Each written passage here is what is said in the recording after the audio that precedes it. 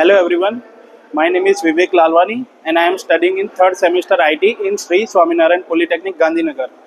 તો આજે આપણે વાત કરવાની છે એક સિરિયસ ટોપિક પર જેના માટે પેરેન્ટ્સ પર સોલ્યુશન શોધી રહ્યા છે અને એ સતત ટ્રાય કરી રહ્યા છે. જે ટોપિકનું નામ છે impact of social media on students. Social media જે નામ તમે દરેકે તમારી લાઈફમાં એકવાર સાંભળ્યું જ હશે અને તમે ડેલી ટુ ડેલી લાઈફમાં એની યુઝ કરતા હશો. તો સોશિયલ મીડિયાની સ્ટુડન્ટ્સ ઉપર શું ઇમ્પેક્ટ થાય આજે આપણે જોવાનું છે. તો સોશિયલ મીડિયા આજે લગભગ 63% લોકો આખા વર્લ્ડમાં યુઝ કરી રહ્યા છે. એમાં દિવસે દિવસે વધારો આવે જ છે અને students number daily to daily વધે જ છે. તો સોશિયલ મીડિયાના ઇમ્પેક્ટ્સની બે ટાઈપ છે, એક પોઝિટિવ સાઈડ અને એક નેગેટિવ સાઈડ.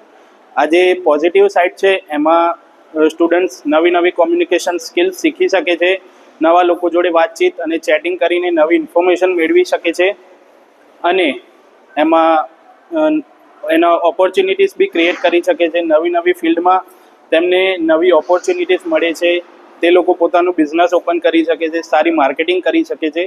તો આ બધી થઈ એની પોઝિટિવ સાઇડ્સ. હવે એની નેગેટિવ સાઇડ છે. એની નેગેટિવ સાઇડ છે કે સ્ટુડન્ટ ભણતો હોય તો એ ડિસ્ટ્રેક્ટ થઈ જાય અથવા મેન્ટલ સ્ટ્રેસ લે, ડિપ્રેશનમાં જઈ શકે છે, એને એડિક્શન બી થઈ શકે છે અને સાયબર બુલીનો બી શિકાર થઈ શકે છે. તો આ બધી થઈ તેની નેગેટિવ સાઇડ્સ.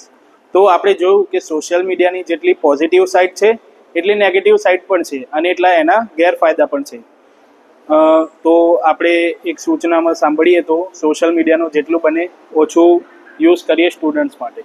Thank you.